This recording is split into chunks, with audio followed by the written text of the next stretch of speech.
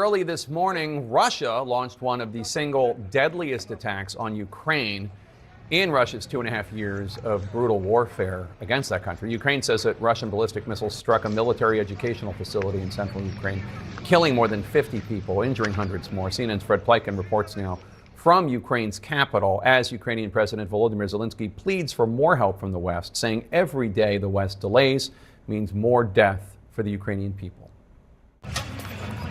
Parts of the military educational facility almost completely destroyed. Dozens killed here, the Ukrainians say, when 2 Russian ballistic missiles struck, leaving those on the ground with no time to get to bomb shelters. More than 200 were also wounded and a nearby hospital damaged. Ukraine's president irate. The Russian scum will undoubtedly be held accountable for this strike. And once again, we urge everyone in the world who has the power to stop this terror. Air defense systems and missiles are needed in Ukraine, not in a warehouse somewhere. Long-range strikes that can defend against Russian terror are needed now, not sometime later. Russia's been accelerating its aerial bombardment of Ukraine's cities and infrastructure. A massive barrage aiming for the capital, Kyiv, early Monday, just as children were gearing up for the first day of school after summer break. One of the places damaged, a management college. We got up and it had already started to boom. We ran out into the yard near the dormitory. We heard something flying and something being shot down. On Sunday, more than 40 people injured after Russian airstrikes on the northeastern city of Kharkiv. Responders desperately trying to save the victims. There's an ambulance on the other side, the photographer says. We won't be able to carry him there, she answers. While Ukraine's air defenses often take down Russian missiles, the consequences can be devastating when they don't. The strikes on Poltava were one of the deadliest single attacks since the start of the war. Yeah, Jake, and 10 residential buildings in that area also badly damaged in those strikes. And, the Ukrainians are saying those ballistic missiles that the Russians use today, extremely difficult to take down for air defense systems. One of the few systems that can actually do that is the Patriot surface-to-air missile system, of course, made by the U.S. The Ukrainians say they badly need more of those, but they also want permission badly from the U.S. to be able to strike deeper into Russian territory with U.S.-made weapons. They say that way they could take out, potentially, some of the launch sites of these missiles in the first place. Jake? Yeah, we just heard from Democratic Senator Kelly, who said that he wants the Biden administration to give permission to the Ukrainians to do that as well. Fred Pleitgen in Ukraine, thanks so much. You recently led a bipartisan congressional delegation to Finland, Lithuania, Latvia, Estonia. Those are all key NATO allies. All of them share a border with Russia. You met with leaders about the threats posed by Vladimir Putin's Russia and his aggression. After meeting with leaders there, do you think the U.S. should allow Ukraine to use long-range weapons in attacks on military sites in Russian territory, which the Biden administration has not wanted them to do? Well, we actually already do, up to a certain point, like within 88 kilometers. The request is to do it outside of that, longer range into Russia, specific targets, military targets, and the obvious weapon system you would use for this is ATACMS. So it's a longer range, missile with a 500-pound round that can take out some pretty good targets. I think we should. We should certainly evaluate it and consider it. Every one of the countries you mentioned, every one of the Baltic countries and Finland are requesting this because they know that if Ukraine cannot beat Russia in Ukraine, and by the way, to beat them in Ukraine means you have to often step outside into this sanctuary that the Russians get just over the border. So we've got to be able to affect their supply lines and some military targets inside Russia, and we're letting them do some of that now. They want to do more. But the reason why this is so important to the Baltic countries is that they feel like they're next. 3 to 5 years from now, Russia will have an opportunity, if they win in Ukraine, to rebuild their forces on the other side of the border, and then they're going to be the next target. They do not want to be occupied like they were when this was the Soviet Union, and they're not going to let that happen. We're going to help them. These are NATO countries. So if they're attacked by Russia, we will be there for them. There's some steps I think we need to take, now that we need to consider to make this incursion or this attack by Putin into a Baltic country a little bit more intimidating. Putin responds to one thing, and that's force. And he has now retooled his economy to be on a war footing. We've got to make sure that that doesn't affect our NATO allies. All right, Democratic Senator Mark Kelly of the great state of Arizona, thanks for being here. Really appreciate it. Thank you, Jake. Meantime, the Polish foreign minister said on Monday that they had to scramble fighter jets along their border with Ukraine because of the incoming ballistic missiles. That's a NATO country, and it's taking its matters into its own hands. Let me just read what Radek Sikorski, he essentially said, membership in NATO does not trump each country's responsibility for the protection of its own airspace. It's our own constitutional duty. When hostile missiles are on course of entering our airspace, it would be legitimate self-defense to strike them. So have you talked to Poland or other NATO neighbors about this? Do you foresee more of the frontline states becoming involved like this? Well, we are talking to Poland extensively, and they feel this threat on their skin. So they are the most natural interlocutor for us to have this conversation. But they cannot make this decision on their own, because their air defense system is part of the integrated NATO air defense system. So there needs to be a decision that will be cleared, will be agreed upon by all parties involved. To actually intercept these ballistic missiles, even in Ukrainian airspace? Well, it's a piece of steel. It's, I don't know, maybe aluminium, whatever it's made of. But let's get it clear. Intercepting Russian missile is not about killing Russian soldier, which could theoretically be interpreted as an entry to the war or becoming a party to the conflict. But this is just a piece of death that flies in the air, and it must be intercepted in Ukraine if it is within reach of the Allied air defense system. Can I ask you about the Kursk incursion? This seemed to come as a big surprise to everybody. You obviously have very good operational security, but even your allies were surprised. Why did you do this? Let's just say from the diplomatic perspective, which you are the chief diplomat, what is the strategy behind this? Well, first, every war of this scale that we are having has multiple theaters of war. So things happen simultaneously in different directions. And you have to constantly think how to make the life of your enemy more complicated. How to impose your will on the enemy and not endure the will of the enemy imposed on you. Second, you remember we spoke in the spring, I think, and everyone was talking about a stalemate in the war, and there is nothing Ukraine can do. Ukraine cannot change the course of the war. Russia is moving, is advancing, and there is nothing Ukraine can do. And it had a direct impact in capitals among our partners in the decision-making processes. Now we showed everyone not only we defeated the Russian army in Kursk, we defeated the argument so popular among our partners that there was a stalemate. Because now everyone sees what we've been talking about all the time. When Ukraine has everything it needs, we do not lack courage and military skill to advance and win. So, this is something you wanted to show your partners. It's a morale boost for your own people. Was it aimed at changing a calculation in Moscow too, to Putin or people around Putin? I don't believe in people around Putin. I think what people of Russia saw is that Putin is more efficient in grabbing someone else's land than in defending his own land. And I think this is a very important message that none of us can fully appreciate in the sense of its impact on the people of Russia. But it's there. They're talking about it. They're asking themselves questions. And now that the Russians see how the Russian army is evening with the ground, Russian villages, Russian houses, that has a very negative impact on them as well.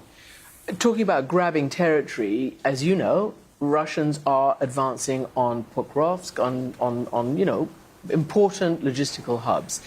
Was this worth it, this trade-off? Because there is, as you can tell in the chatter around, there's some anger amongst Ukrainians. They say, hang on a second, it's one thing going up there, but don't forget, we need to be able to defend the territory that we're trying to defend here. This is also really important.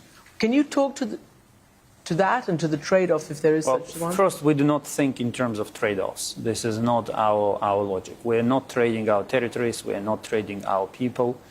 There was a clear objective to make Russia's life more difficult, and this was one of the key goals of the Kursk operation. Second, as President Zelensky stated on numerous occasions, we have taken many prisoners of war, which in Kursk, which will allow us to do a swap and bring our soldiers, more of our soldiers back. This is a very important issue. And the territorial swap, possibly, is that also an issue? I mean, if you occupy however many square kilometers of Russian land, is that also a bargaining chip? No, we don't. Again, we don't think of it in terms of swapping territories, because that will imply that we have to swap something in Ukraine, and we won't do that. But again, if we were not doing anything and Russia was still advancing near Pokrovsk, you know, the argument would be, why you are not doing anything? We've done something that is having an impact, but it does not undermine our efforts in Pokrovsk. Of course, our generals are better fit to talk about this matter, but from what I see, again, this is a war of multiple theaters, and we should never waste an opportunity to inflict more damage on the enemy. So, as you spoke at the beginning, the Russians see winter coming. They want to attack your energy grid like they did the first winter for sure. And you are also attacking their refineries. I mean, let's face it. And the West doesn't like that because it jacks up the price of oil. But there has been a report that there was some diplomacy potentially underway to have at least some kind of localized ceasefire on energy infrastructure for the winter, that Qatar or someone else might mediate. Can you confirm that to us and tell us, this is before the Kursk incursion? Well, ever since the large-scale invasion began, there were numerous attempts to do diplomacy against the background of the raging frontline. Some initiatives were more successful than others, but first and foremost, to think that, you know, Ukraine was attacked. Ukraine is being attacked. We lost half of our energy generation as a result of Russian attacks. You don't have to bargain with them on this. They must stop it. This is, I think, clear to everyone. So I would, what I can say is that rumors that Kursk operation killed the opportunity to defend Ukraine, to stop Russian attacks on Ukraine's energy infrastructure, are largely exaggerated. As I said, you have a delegation trying to persuade the administration to do many things. I also want to understand where you are with NATO. You were hoping for an invitation to start the process during the summer summit. It didn't come. Do you think it's going to come anytime soon? If I didn't, I When do you think it might? Well, I clearly see an opportunity for that to happen before the next summit, NATO summit in the Netherlands in 2025. I think, you know, when there is a will, there is a way. And the way is actually clear. You don't even have to look for it because by all accounts, Ukraine can receive an invitation even now, even today. Because we're not talking about imminent membership in NATO. This is just about clarifying the signal, about removing this. There is a saying, the constructive ambiguity. It's not constructive anymore. So I think for us, the issue of the invitation is still on the table. We are bringing this point up in talks with our allies, of course, first and foremost with the United States. And we want to make it very clear, we're not talking about becoming NATO member tomorrow. We're talking about extending invitation to Ukraine today. Meantime, can you tell us about the 4-point victory plan that you're also going to present to the administration? What is that? Let's leave it to the president. He made he made a teaser about it, and it's a very short, but in my view, very efficient way, if partners decide to support it, President will himself reveal all the details at the appropriate time. Lastly, as we speak and as these ballistic missiles keep raining down, President Putin is in Mongolia, being received by the president there. Mongolia is a signatory to the ICC. The president has been indicted for removing Ukrainian children. What's your reaction to that? Well, did you talk to the Mongolians? It's strong. Well, we told them, we sent a very clear message ahead of the visit. It was ignored. We sent a very clear message after the visit began. It seems to be ignored as well. We will be talking inside of Ukraine and also with our partners on how Mongolia's respect towards its own international obligations under the But you don't expect President Putin to be arrested while he's there? Well, I do, but from everything I've seen so far, it seems to me that Mongolia decided to blatantly violate its obligations under the Rome Statute. Foreign Minister Kuleba, thank you very much indeed for being with us. Thank you.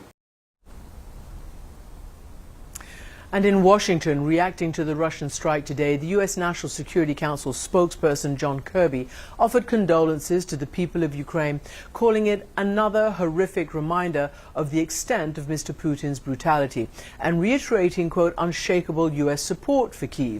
Of course, that is something that this government would be very pleased to hear about, but they would keep saying, yes, we appreciate your thoughts, but we need the weapons to defend ourselves.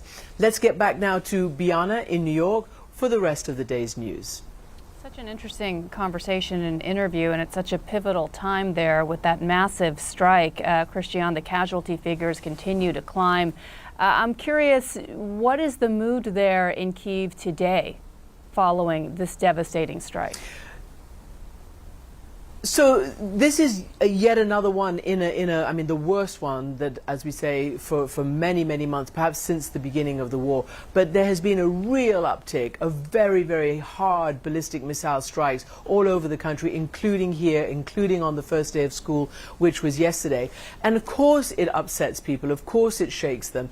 But we also know rescuers in Ukraine right now are desperately trying to clear the rubble after a Russian strike on a Ukrainian military academy killed at least 47 people and injured more than 200 others. CNN senior international correspondent Fred Pleitgen is joining us now from Kyiv. Fred, what more are you learning?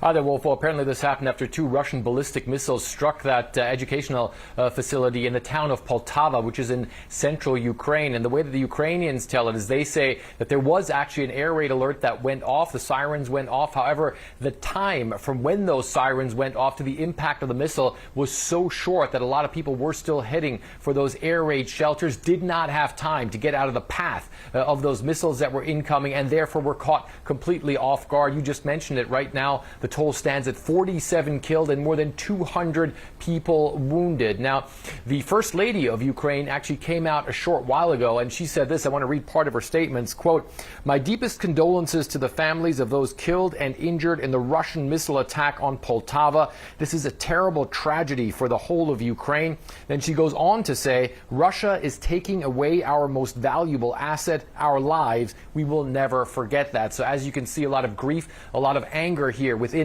Ukraine. The Ukrainians also saying that obviously emergency services were rushed to the scene almost immediately, trying to dig people out of the rubble, trying to save as many people as possible. They say that they managed to save 25 people, and 11 of them had to be dug out of the rubble. Aside from this military educational facility, the Ukrainians also say that a nearby hospital was damaged as well. As you can imagine, the leadership of this country vowing revenge, absolutely angry. In fact, the president of Ukraine came out shortly after this incident happened and once again called for longer distance weapons for Ukraine, and also called for more air defense weapons from Western nations, of course, first and foremost meaning the United States, Wolf.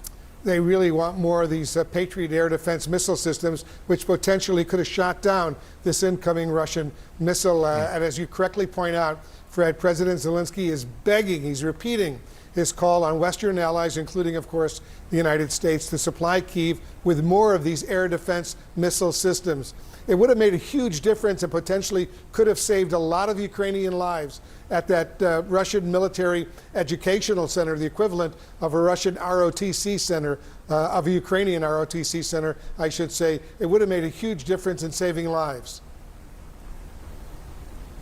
Yeah, I mean, the Ukrainians say, well, certainly that it would have. And it's one of the things, of course, that they have been saying is that they not only need more air defense systems, but they need a lot more of those longer range air defense systems. One of the things that actually the foreign minister of this country pointed out, Dmitry Kuleba, in an interview with CNN, is he said these ballistic missiles, especially the type Iskander missiles that the Russians often use, they're very difficult for surface-to-air missile systems to shoot down. However, the U.S.-supplied Patriot surface-to-air missile systems are ones that can shoot down these ballistic missiles and can also shoot down some of the more sophisticated hypersonic Russian cruise missiles. The Ukrainians are saying they need more of these type of weapons, and they don't have enough. And all this, Wolf, by the way, also coming as we have seen a notable uptick in the number of aerial attacks that Russia has been launching at Ukrainian cities. There was one in Kyiv just yesterday as children were gearing up to go back to school for the first day of the new term, and also over the weekend, many aerial attacks as well, Wolf.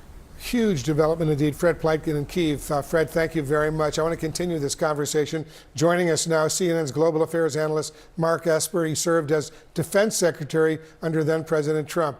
Mr. Secretary, thanks so much for joining us. Let me get your reaction, first of all, to this Russian strike on central Ukraine that killed dozens of people. Yeah, it's a terrible assault, Wolf. It killed, as you said, dozens, wounded well over 200. It's probably one of the worst attacks ever. And it just highlights the brutality of the Russian onslaught against the Ukrainian people, that they are ranging cities all across Ukraine without any care as to whether it's a military or civilian target, because we know a hospital was hit in this latest strike as well. This is one of the deadliest, if not the deadliest, single airstrikes since Russia's invasion of Ukraine more than 2.5 years ago. How concerned are you, Mr. Secretary, that this war could further spiral out of control? Look, I'm very concerned, Wolf, that the onslaughts will continue, cause great damage, affect the morale of the Ukrainian army, the Ukrainian people. At the same time, we know that Russian forces are moving closer to Pokrovsk, which is a major logistics hub in central Ukraine as well, that they may capture it fairly soon. And it highlights the importance of what President Zelensky is pressing Washington to do, and that is lift the restrictions on the use of long-range United States weapons against Russia. I think if the United States would relent, and we've been putting these restrictions on him for years now, that it would give them the chance to seize more of the initiative. And then maybe rather than trying to knock down a ballistic missile here and there, you could actually shoot at the warehouse which the missiles are stored. I mean, there have been well over 240 targets identified by institutes like the Institute for the Study of War that are well within range of ATACMS if only the Biden administration would allow Ukraine to use them against those fixed targets. And as you mentioned, Mr. Secretary, Ukraine has been pleading and pleading and pleading for a long time for the West, including the United States, for more and better air defense systems like the Patriot air defense missile system. As this war intensifies, would you expect the U.S. and its allies to be at least more willing to consider all those requests?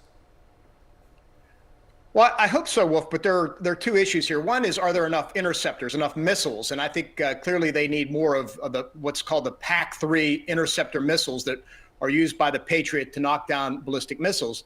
But the challenge they also have are enough launchers. And there's only so many of those launchers. We talk about Patriot batteries, if you will, that can shoot the interceptor missiles. And I think that's a constrained number that we won't be able to produce quickly enough. And at the same time, it's important to note, Wolf, that we know that Russia is purchasing ballistic missiles from Iran. So Russians are now in Iran training on the use of short-range ballistic missiles, hundreds of which will soon be provided to Russia to use against Ukraine. And so you can see that this threat, whether it's ballistic missiles, cruise missiles, drones, is not abating anytime soon.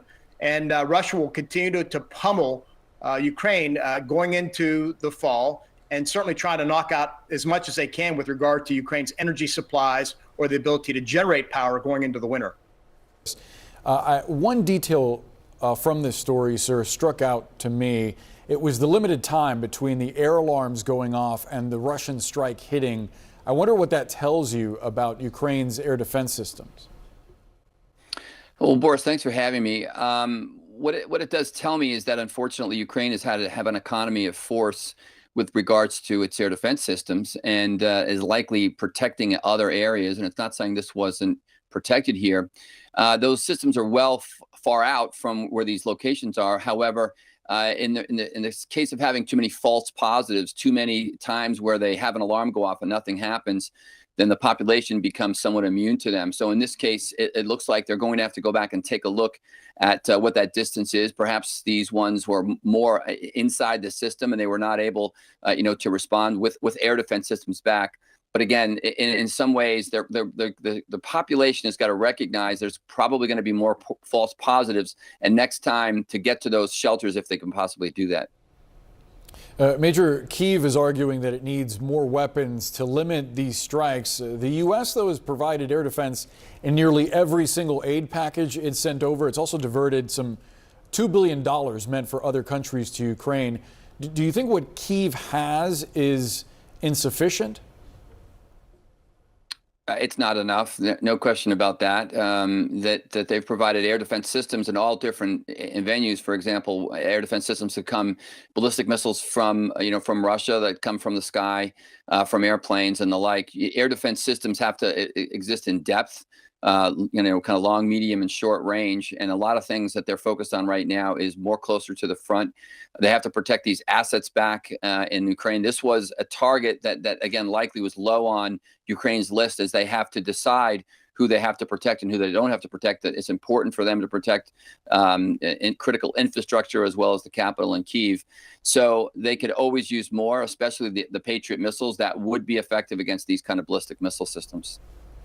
I'm curious to get your thoughts on this plan that President Zelensky says he's going to share with U.S. President Joe Biden at the UN General Assembly next week. It's a plan for victory in this war. What do you imagine that would look like?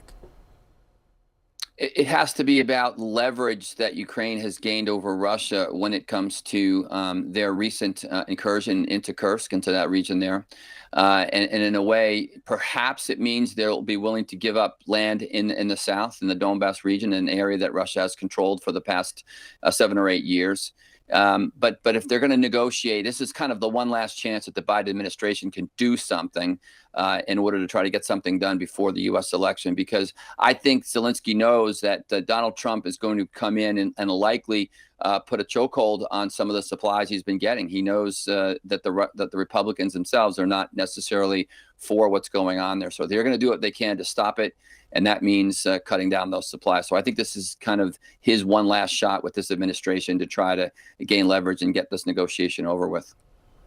On the note of what the Biden administration is allowing the Ukrainians to do, I'm curious what you think about the list of targets that Ukraine provided the Biden administration.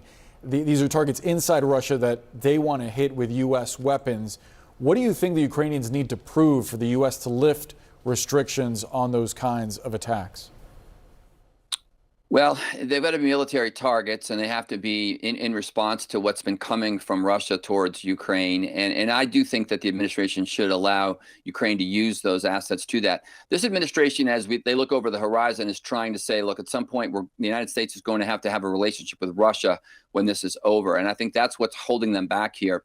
But in the same token, we've given Ukraine the kind of capability that could force Russia to the negotiation table. So I do think that the administration should let them hit those military targets. They're doing it with drones that they're creating anyway. We saw them hit infrastructure sites to the north of Russia. But as long as they're military targets within the laws of land warfare, I don't see why not we wouldn't allow them to do that. Major Mike Lyons, appreciate the analysis. Thanks for being with us. Thanks.